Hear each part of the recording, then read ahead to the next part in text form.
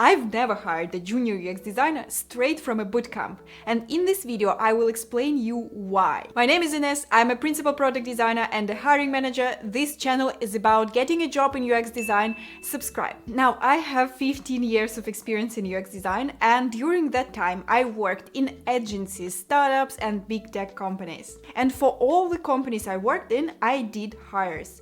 Sometimes as a hiring manager, so I was taking a decision directly if I want this person to be in my team, and sometimes just as an interviewer, providing my recommendation to a hiring manager if we should hire this person. And of course, I hired a lot of juniors as well, especially for agencies. But never have I ever in my life hired a person directly from a bootcamp. And I will give you 6 reasons why I don't do this. Let's go. The first reason is that people after bootcamps tend to easily quit their first jobs. It might sound surprising, like why to quit a job that you have just obtained, but this is what I've seen happening multiple times. And I'm blaming bootcamps for not managing people's expectations about the job correctly. Modern bootcamps, they are selling their courses really aggressively, and the core of their promise is that you will land a job in 3 to 6 months and you will change your career, change your life, and it's gonna be very easy. I've seen a lot of people falling into this myth that in 3 to 6 months you have a job that pays you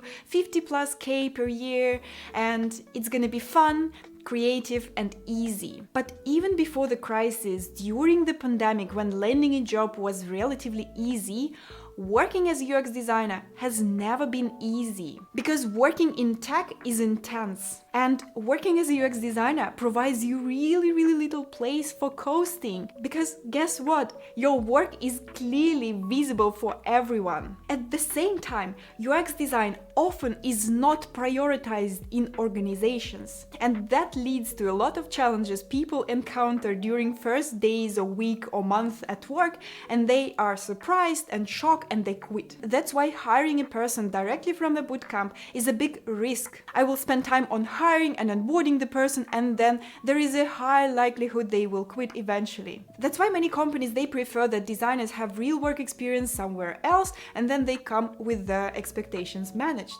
But that is only one of the reasons. I promised you 6. The reason number 2 why I don't hire people directly from bootcamps is that the problems that they are solving are meaningless. And by meaningless, I don't mean that they are done for real clients, not real clients. It actually does not matter. What's important is that the product you are working on has a product market fit, or you are designing with an intention to find one. But that's a completely different story. Basically, to find a product market fit, you has to be a product founder, and that exceeds the expectations of most people of what UX designers should do. So we will leave this part aside. What's important to understand here is that it is meaningless to test and design for products that don't have a product market fit. So what problems are coming from designing for a product that don't have a product market fit? Let's see the typical bootcamp case study. It usually sounds like design a fitness application for pregnant people. And from the first sight, it looks okay. We have the audience, we have the product idea.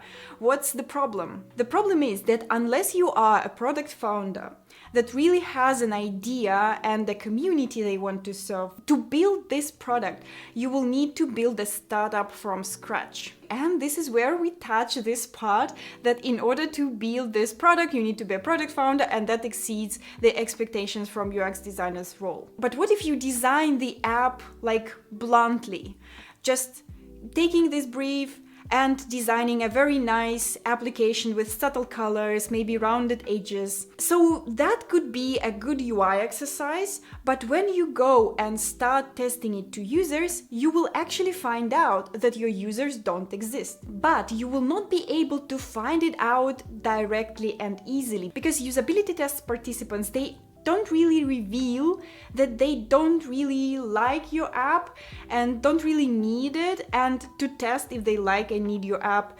exactly, you need to use different research methods that again exceeds the expectations from junior UX designers and exceeds the program that bootcamps teach. So they don't tell you they need your app and they just do what you have told them to do. But that's not a real test. You unfortunately just can't usability test a product that does not make sense. I will include an article below that explains why it doesn't make sense to test an app that did not find the product market fit yet, and what you need to do if you are working in a startup that did not find the product market fit, and how you can test your designs then. And I don't know why it is happening, why bootcamps keep giving tasks that are meaningless. Why, instead of looking around and finding a problem within an existing product that already have reached the product market fit, meaning they already have verified users, they are coming up with these applications of the saving on the water consumption, on the fitness apps that just don't make sense. And junior UX designers, they are unfortunately suffering from this, because not only they are solving something that does not make sense,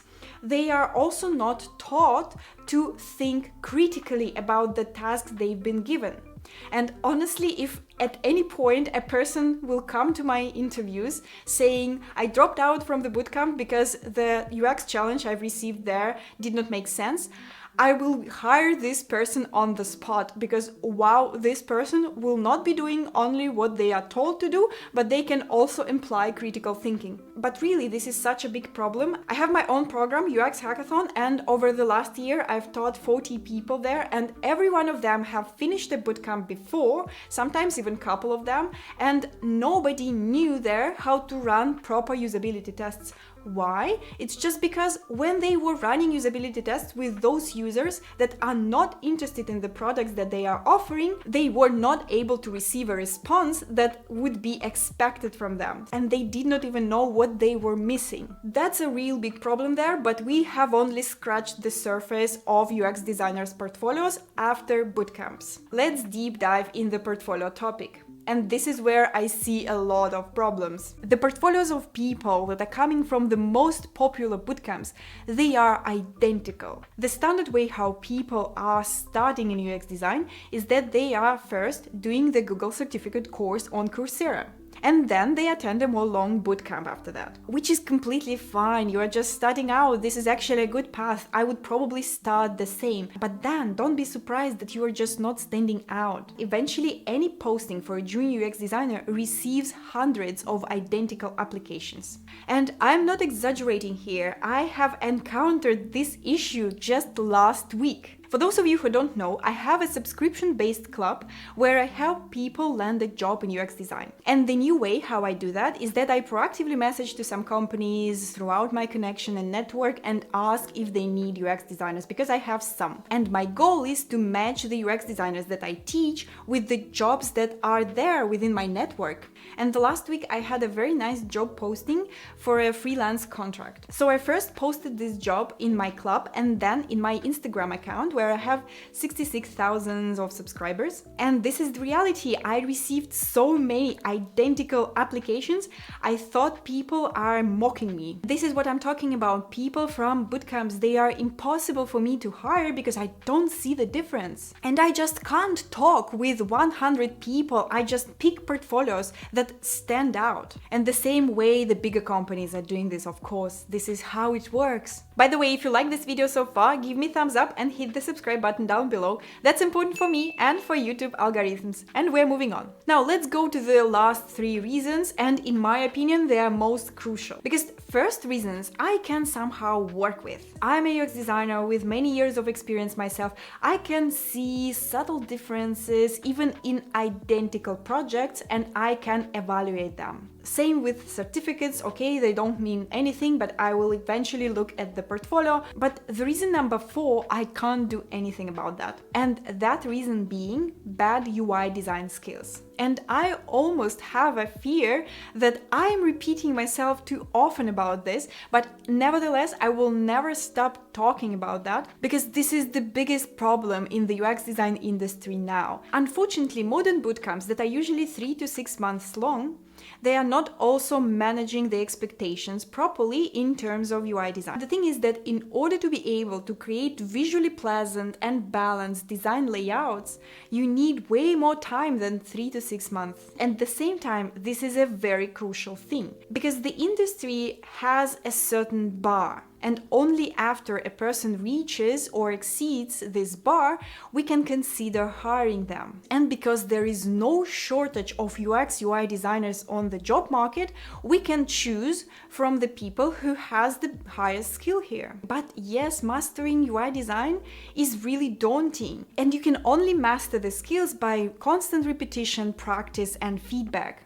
And even me, first 5 years in my UX design career journey, my UI design was really bad. But of course, 15 years ago, the situation on the job market was quite different from what we have today. I was able to find a job since the day one, but first of all, I suffered myself from this level of skill. Second, the jobs I was able to land were not really good. They were low paying, very low maturity organizations, and that prevented me from accelerating in this skill. Unfortunately, also 15 years ago, there were no courses about UX design, so I did not even know how to reach this desired level. But now we have no shortage of the courses, of the programs, but bootcamps that are taking 3 to 6 months, they can't teach you everything in the profession. And they are focusing on teaching you UX design and the design process so that you know who you will be working with, what is this job in general. But when you will start working in a first company as a junior UX designer, you will soon find out that your major focus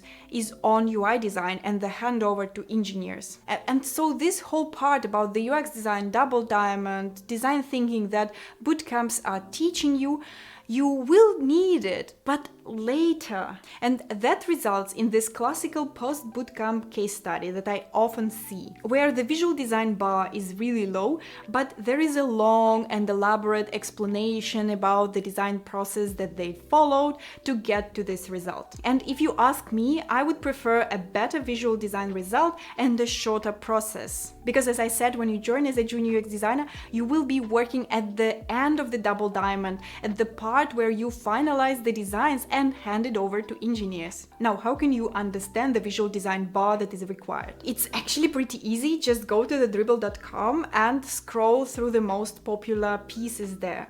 And once you can't really differentiate between your designs and the pieces there, this is where you've achieved this bar. And yes, the bar is pretty high right now. And it is getting even higher as we have more people on a job market looking for a job. But on the other hand, a good thing is that if you've already achieved this level, you don't really need to actively maintain it. It will be with you in anything that you do. It will make your design process easier. It will make a buy-in from clients and stakeholders also easier. So a lot of good things comes from that. Now let's go to the reason number 5 and let's talk a bit about everything around the portfolio. Unfortunately, people that are coming directly from a bootcamp, they are often not trained in their soft skills. That means that they can't really articulate the design decision effectively, and this is clearly visible during job interviews. And again, it is clear why it is happening. Bootcamps are focusing on teaching you UX design, and there is often just no time to practice soft skills. That, in my opinion, is really sad and leads to many lost opportunities, because people just can't sell themselves to companies even though they have the portfolios that are enough already. By the way, how do you know if soft skills are your problem? If you already receive job invitations from companies that you would love to work with, that means your portfolio is enough. But if you can't get far into the hiring process and can't make it to the offer, that means that the soft skills are your problem. This is, by the way, where people who are transitioning to UX design from different careers are in the advantage. Because soft skills are easily transferable between careers. So for example, a time management, if you've worked in finance and was good there with time management,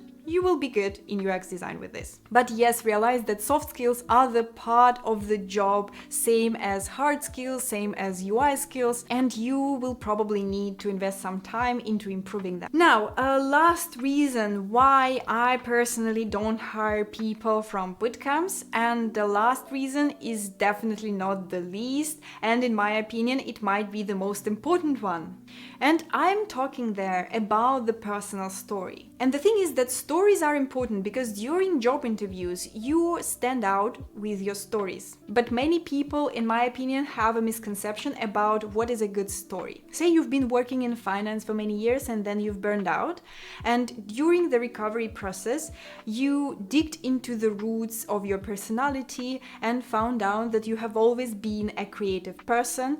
Since your childhood, you like to draw, but you also like to construct things and to solve problems, and that leads you to UX design. All characters are fictional, of course. But say this happened and now you have this story. Is it a good story or bad? The thing is that it is actually irrelevant if it is a good story or a bad one until you have a proof for it. What is a proof? Say after you have encountered UX design and started learning it, you realized that it can be implemented to many things. And you looked at the finance sector where you used to work. And say you realized that a lot of tasks people are doing there could be automated, sparing them from redundant and aimless work. And then you take your UX knowledge and automate a task you used to do and you used to hate while working in finance. This is where you have your proof. And this is why I can tell this is a good story. And with a story like that, not only will you stand out during job interviews, you will also have a project in your portfolio that sets you aside from other people who might have finished the same bootcamp as you did. But really, very, very few people realize this, and very few people are curious about the UX knowledge that they have received. And they don't explore, what can I do with it? Can I apply it here? Can I apply it here? And they are staying in this loop. I don't have a portfolio, that's why I don't have a job, that's why I don't have a portfolio. And if only more people did that, it would have been way easier for me as a hiring manager to take a decision to hire a person and to differentiate between candidates. That's why I'm making this video, to tell you or to remind you that bootcamps are a nice way to start in the profession, to try it out and to see if you like it. But just realize that 3 to 6 months, even 9 months, it's not enough to be good in a profession. Think about that. If that would be possible, we would be having even more UX designers on a job market, and we would have been paying them very little money, because that would mean that any person on the planet could become a UX designer in just a few months, and that means that there is nothing valuable in this profession, and this profession is not secure. But luckily UX design is fun and secure profession because the world is becoming more and more digital, and I don't see this trend will stop. Unfortunately, the way how popular bootcamps are selling this profession is very much disattached from the reality. If they were admitting the truth, they would have to create longer courses and fewer people would buy them. So bootcamps are not a complete evil, but you need to realize that there are some reasons why you might be struggling to land a job in UX design right after a bootcamp. That was it for today. If you liked this video and you want to receive more videos like that, hit the subscribe button down below and let me know in the comments what my next video should be about. I see you next time.